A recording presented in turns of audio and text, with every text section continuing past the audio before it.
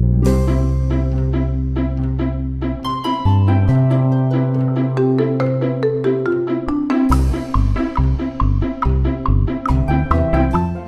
semua, Assalamualaikum. Kembali lagi dengan aku Rivel Della Vega. Oke guys, di video kali ini aku akan bagikan resep cara membuat Daisy Butter Cake. Dan Daisy Butter Cake ini bisa kalian jadikan sebagai kue ulang tahun tanpa kalian harus repot-repot lagi menghiasnya dengan menggunakan buttercream ataupun whipped cream. Jadi kue ini cukup dihias aja pakai cherry ataupun pakai selamat ulang tahun ataupun pakai lilin ulang tahun. Ini udah cantik banget. Penasaran kan cara membuatnya seperti apa? Langsung aja kita mulai ke tutorial pembuatan.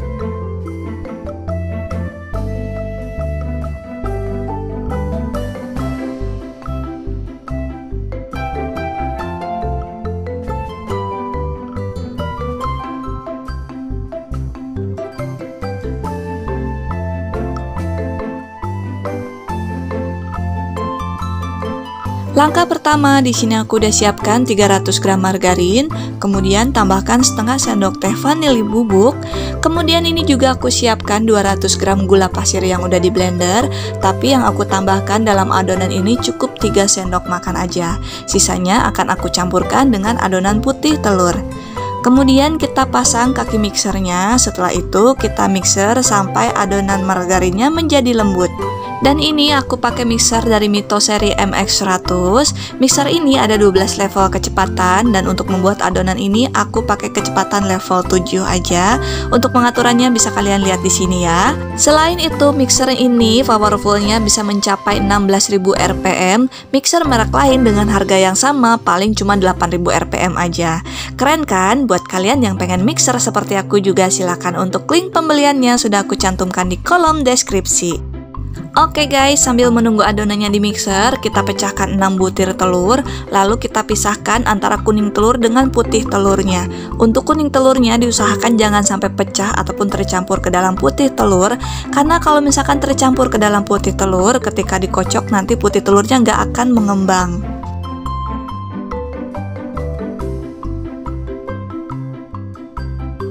Kemudian langsung aja kuning telurnya ini kita tambahkan ke dalam adonan margarin. Untuk menambahkannya ini bertahap ya, satu persatu. Dan kalau misalkan udah ditambahkan kuning telurnya semua, kita mixer adonan ini sampai warnanya berubah menjadi pucat.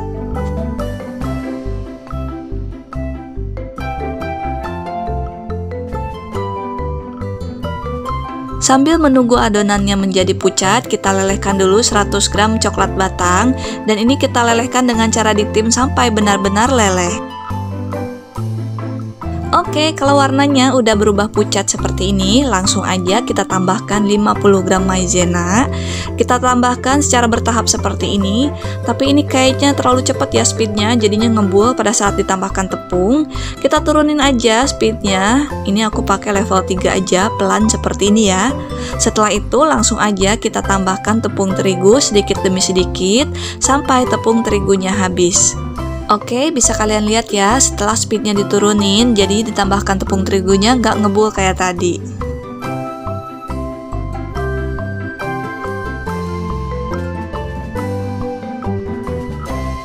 Oke, setelah terigunya ditambahkan semua, kemudian speednya kita naikkan lagi jadi level 7, dan ini kita mixer sampai adonannya benar-benar tercampur rata. Setelah adonannya tercampur rata, kemudian kita matikan mixernya, lalu angkat dan kita bersihkan adonan yang menempel pada kaki mixer. Langkah berikutnya, tambahkan setengah sendok teh air perasan jeruk lemon ke dalam putih telur, atau bisa kalian ganti dengan cuka ataupun jeruk nipis. Kemudian kita mixer sampai mengembang. Nah, karena ini aku pakai baskom ataupun bukan mangkuk bawaan dari mixer, jadi baskomnya harus dipegang ya supaya nggak goyang. Nah, ini kita mixer dengan kecepatan tinggi. Ini aku pakai level 10. Ini kita mixer sampai berbusa dulu. Setelah putih telurnya berbusa seperti ini, kemudian kita tambahkan gula pasir yang sudah di blender tadi. Untuk menambahkannya bertahap sedikit demi sedikit sampai habis. Kemudian adonan putih telur ini kita mixer sampai mengembang soft peak ataupun berjambul terbalik.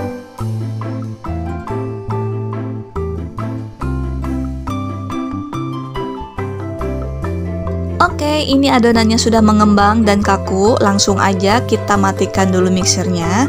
Kita akan cek ya, kalau misalkan masih encer, ini harus di mixer lagi. Tapi ini udah cukup ya guys, ini udah berjambur terbalik. Oke, kurang lebih seperti ini lebih detailnya. Kalau misalkan diangkat seperti ini, dia akan berjambur terbalik seperti ini ya. Berarti ini udah cukup. Kemudian kita campurkan adonan putih telur ke dalam adonan margarin. Dan untuk mencampurkannya ini secara bertahap ya, aku campurkan 2 sendok dulu. Dan untuk mengaduknya usahakan pakai whisker seperti aku supaya lebih cepat tercampur rata. Dan ini kita aduk dulu bagian permukaannya seperti ini aja dulu, pelan-pelan. Kalau misalkan udah agak enteng, lalu kita aduk-aduk bagian bawahnya. Kita udek-udek sampai bawah ya, sampai tercampur rata. Kalau kalian gak punya whisker seperti aku, bisa mengaduknya dengan menggunakan spatula. Tapi menurut aku mengaduk dengan spatula itu kurang efektif ya, tercampur ratanya itu bakalan lama. Selain itu, kalau misalkan terlalu diaduk lama, putih telurnya bisa kempes lagi.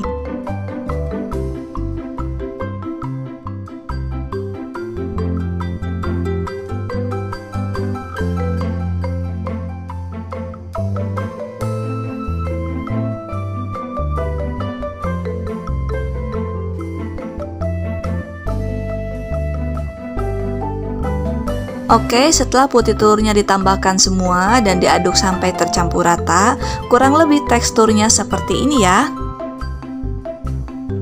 Kemudian ambil 2 mangkuk adonan, dan untuk yang 1 mangkuk ini takarannya lebih sedikit dan kita beri warna hijau. Ini kita pakai pewarna makanan. Langsung aja kita aduk-aduk sampai pewarnanya tercampur rata.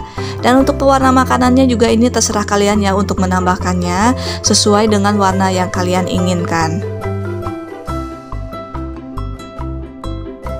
Setelah pewarna makanannya tercampur rata, kemudian kita masukkan ke dalam piping bag ataupun plastik segitiga.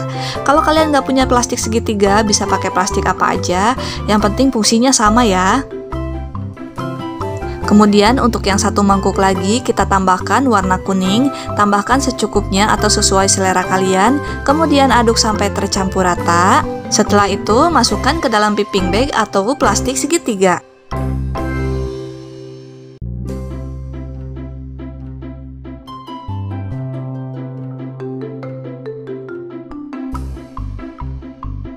Sedangkan untuk adonan inti kita tambahkan 2 sendok makan coklat bubuk. Ini aku pakai merek Tulip yang Bordeaux. Ini warnanya bagus banget ya kalau untuk membuat kue coklat. Langsung aja kita saring dulu. Kalau coklat bubuk ini harus disaring dulu ya, karena coklat bubuk itu gampang banget menggeruntul ataupun menggumpal seperti ini. Nah, sisanya menggumpal kita ratakan pakai sendok sampai habis. Setelah itu tambahkan juga coklat batang yang sudah dilelehkan tadi. Oke, langsung aja kita tuangkan semua. Kemudian aduk-aduk sampai tercampur rata.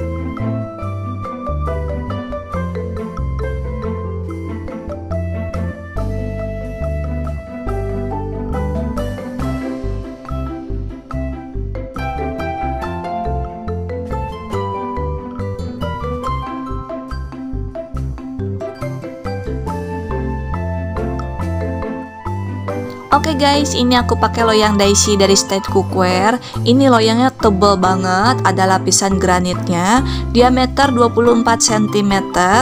Ini anti lengket ya, jadi nggak usah aku olesi lagi pakai margarin ataupun tepung terigu, dijamin nggak akan lengket. Oke, pertama kita langsung aja tuangkan adonan yang warna coklat di tengah seperti ini. Setelah itu tambahkan adonan yang warna kuning untuk membentuk kelopak bunga.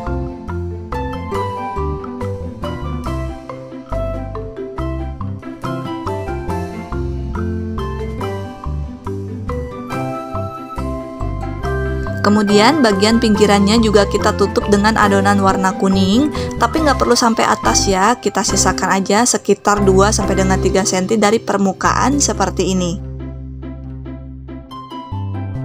Kemudian sisa pinggirannya kita tutup dengan adonan warna hijau, untuk tingginya kita samakan dengan adonan yang warna kuning.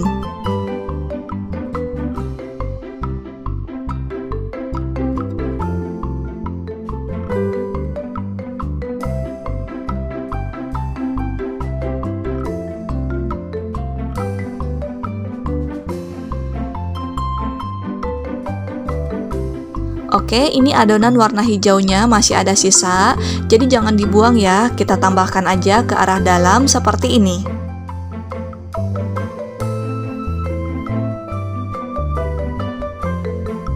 Dan yang terakhir, kita tuangkan adonan coklat ke dalam loyang. Setelah itu diratakan dan dihentak-hentakan supaya padat.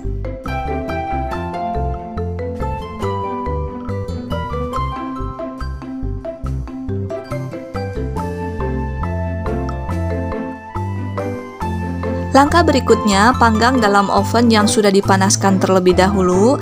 Kita panggang dengan suhu 175 derajat Celcius, gunakan api atas dan bawah, dan panggang selama 20 menit. Setelah itu, kita turunkan suhunya menjadi 120 derajat Celcius, dan kita panggang selama 50 menit atau sampai matang. Silahkan sesuaikan sendiri dengan jenis oven masing-masing. Kalau misalkan kalian mau pakai oven tangkring juga bisa, silahkan dipanggang dengan menggunakan api sedang selama 20 menit. Setelah 20 menit dipanggang lagi selama 50 menit dengan menggunakan api kecil. Oke guys, setelah dipanggang lagi selama kurang lebih 50 menit, ini hasil kuenya sudah matang dan mengembang. Langsung aja kita angkat dan dinginkan. Oke, langsung aja kita keluarkan dari loyang.